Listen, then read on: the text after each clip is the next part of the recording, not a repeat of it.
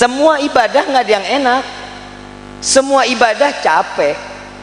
Sholat, kita lagi tidur enak-enak subuh, dibangunin suruh sholat, pegang air dingin, nggak enak.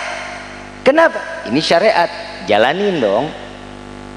Lagi enak makan tengah hari, habis itu mau ngelanjutin kerja, ada panggilan Allah untuk menjalankan ibadah, terbuang waktunya cuma beberapa menit, setelah itu dia harus kembali lagi kerja, capek tambahan. Tapi ini syariat.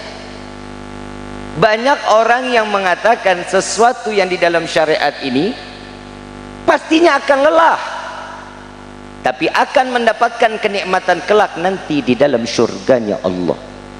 Dunia tempatnya capek, dunia tempatnya capek. Jadi Bapak Bupati capek ngurusin rakyat, ngurusin masyarakat, ngurusin semua urusannya banyak, belum lagi urusan keluarganya, belum lagi mikirin bagaimana kesejahteraan keluarganya, bagaimana anak-anaknya. Satu otak dipikir banyak. Ini baru satu orang.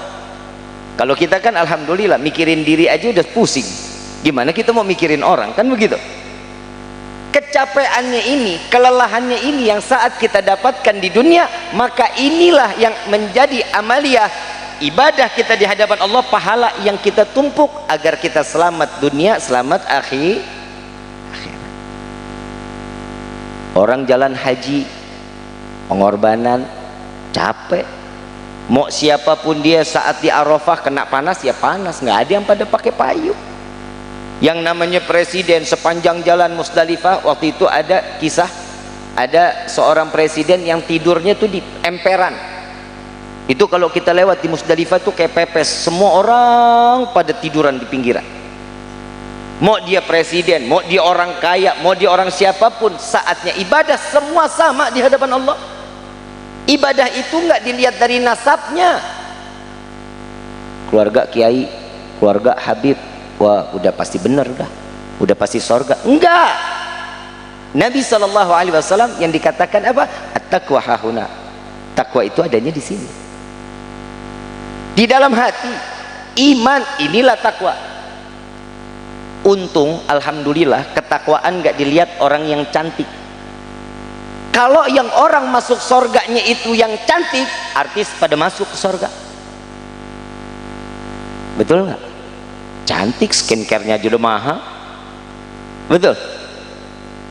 Terus yang dilihat apa? Sorbannya, panjangnya 7 kilo. Enggak.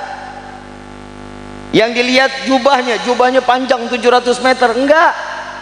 Apa yang jenggotnya panjang dia orang yang masuk surga? Enggak. Apa orang yang kumisnya tebal pasti masuk surga? Kumis tebal buat nyaring kopi mungkin. At-taqwa hahuna. Takwa itu adanya di sini. Setiap apa yang ditentukan oleh syariat itu wajib, yang dipanggil orang yang beriman, maka ketentuan wajib tidak akan pernah bisa berubah menjadi haram. Tidak pernah akan menjadi sunnah, karena kewajiban adalah kewajiban. Urusan orang tua kepada anak kewajiban. Didik anak-anak kita, didik keluarga kita. Kenapa? Laki hati-hati, di dalam Al-Quran paling banyak didik keluarganya itu dari lisan seorang laki-laki atau suami. Perempuan urusannya di dalam rumah, nyapu, ngepel, nyuci, sama ngabisin duit suami. Betul kan? Betul. PA perempuan mah bilangnya ya betul-betul aja. Yang capek siapa? Suami.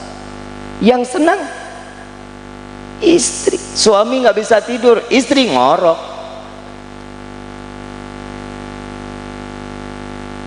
Tapi kadang seorang istri ini untuk ngedidik anak suka parah.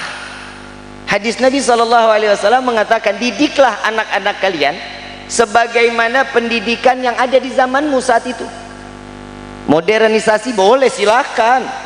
Ajarin dengan metode modernnya kita, silahkan. Nabi yang ngajarin boleh, tapi nggak handphone. Dikit-dikit handphone, mau makan handphone, disuruh mandi handphone, ibu lagi ngobrol biar nih anak diem handphone. Betul nggak? Alasannya kenapa sih harus handphone? Kenapa? Biar apa ini anak? Biar anteng, biar nggak kelayaban. Saya kasih amalan biar anak anteng, mau nggak? Cekek. Anak kecil mana hidupnya anteng? Kalau ada anak kecil hidupnya anteng, periksa ke psikiater. Kenapa? Ada gangguan pastinya. Ada masalah ini anak. Yang namanya anak muter-muter keliling-keliling wajar kan, kita dulu juga begitu. Kita mau makan, sepeda keluar, dikejar-kejar sama orang tua kita. Ini nasi, ada sopnya, ada telur puyuhnya, kadang nasi amat kecap amat telur ceplok. Dikejar ini anak. Kenapa? Ridho. Mendidik seseorang itu jangan tanggung-tanggung. Bib, kalau begitu mah kayak zaman dulu mah capek. Makanya fungsinya namanya surga itu ada di bawah telapak kaki seorang ibu. Biar capek. Kalau mau enak suruh pindahin surganya ke bapak. Jadi perempuan capek ya wajar, ngurusin anak, ngurusin ini, wajar. Semua wajar. Kenapa? Karena inilah fungsinya seorang istri yang salehah, maka dia pasti akan menjajakan dirinya, kehidupannya untuk bakti kepada suami dan bakti kepada Allah Subhanahu. Ajarin dong, sholatnya dijaga, anak-anaknya ditanyain ngajinya, ditanyain udah sampai di mana suratnya. Kalau kita kan kagak. Maaf, kalau kita nih nauzubillah min dzalik, kalau rumah kita kebakaran, tolong dijawab. Anak kita ada di dalam kamar, kira-kira ini rumah yang lagi kebakaran, anak kita lagi tidur di dalam kamar, kita bangunin nggak? Ditolongin nggak? Ibu, ntar bapak kebakar, nggak apa-apa, pasti nggak apa-apa Bib, biar saya mati sekalipun, yang penting anak saya selamat. Nggak ada orang tua, udah Bib biarin aja Bib, stok anak saya masih banyak. Nggak ada orang tua begitu kan, nggak ada. Pastinya diselamatin itu anak. Mau dianya yang kebakar, mau dia ketimpa reruntuhan, bodoh, yang penting ini anak keluar dulu selamat. Tapi di akhir zaman banyak orang tua yang melemparkan anak-anaknya sampai ke jurang api neraka jahanam. Kenapa? Sholat subuhnya nggak dibangunin, sholat zuhurnya nggak ditanya, sholat asar nggak diingetin, sholat maghrib didiemin, sholat isya dibiarin. Itu orang tua sekarang. Giliran sekolah, matematika nilai berapa harus, bahasa Inggris berapa harus. Boleh, ilmu dunia itu boleh, bukan yang nggak boleh. Kita butuh, kita kalau sakit kemana larinya? Kemana? Ya ke dokter. Nggak mungkin kita ke tukang spare part mobil. Ada ilmunya. Tapi bukan berarti kita ke dokter terus sembuh saya dari dokter, bukan. Itu ikhtiarnya kita. Ikhtiarnya kita lagi sakit, datang ke dokter, itu ikhtiar, dikasih obat, alhamdulillah cocok. Karena dokter ini tahu, nggak semua dokter Tuhan, bukan. Yang nyembuhin kita Allah, yang ngasih penyakit Allah. Kalau semuanya bersangkut paut, contoh deh, ada seorang dokter, hidupnya dia dedikasikan untuk masyarakat. Dia serahkan, dia wakafkan dirinya buat masyarakat. Kapanpun masyarakat butuh, saya siap, saya bakal datang untuk ngebantu, menyembuhkan, memberikan obat. Itu niatnya baik nggak tuh? Niatnya baik nggak? Ilmu dunia, betul? Ada seorang yang paham dah di masalah agama, ngajar ngaji atau dia qori. Ustaz Rian maaf ya, ada seorang qori, dia mau diundang wajib DP, seminggu sebelum acara wajib lunas. Yang paling benar qori apa dokter? Qori apa dokter? Yang namanya qori kan ilmu akhirat, harusnya kan lillah wa fillah. Nah ini, yang ini ilmunya dunia tapi lillah wa fillah, untuk jalan Allah, amalianya akan terhitung pahala yang besar. Ini kan kita ada ilmu dunia yang bawa kita ke surga, ada ilmu akhirat yang ngejerumusin kita ke neraka. Naudzubillahi min.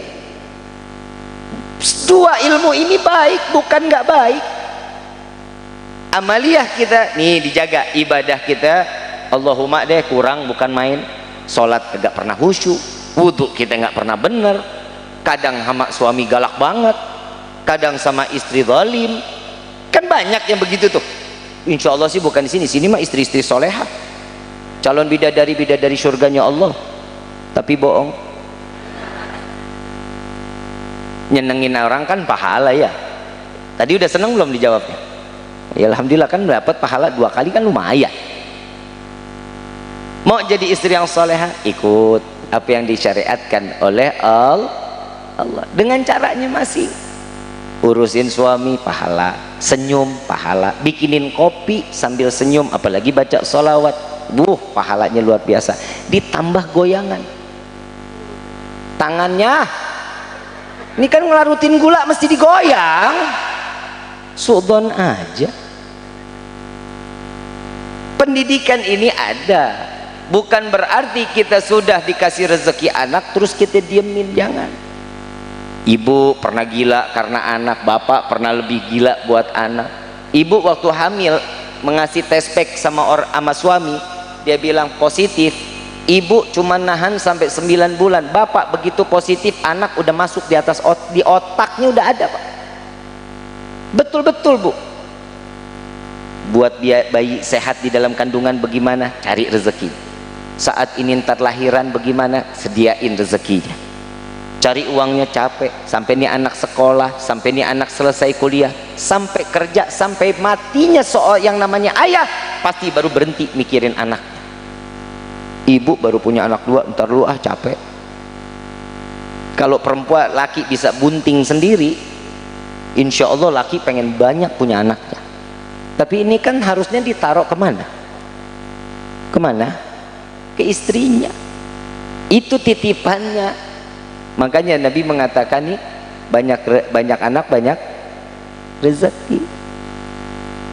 Mudah-mudahan Allah berikan rezeki kita yang luas, diberikan rezeki yang banyak. Silakan. Waalaikumsalam warahmatullahi wabarakatuh.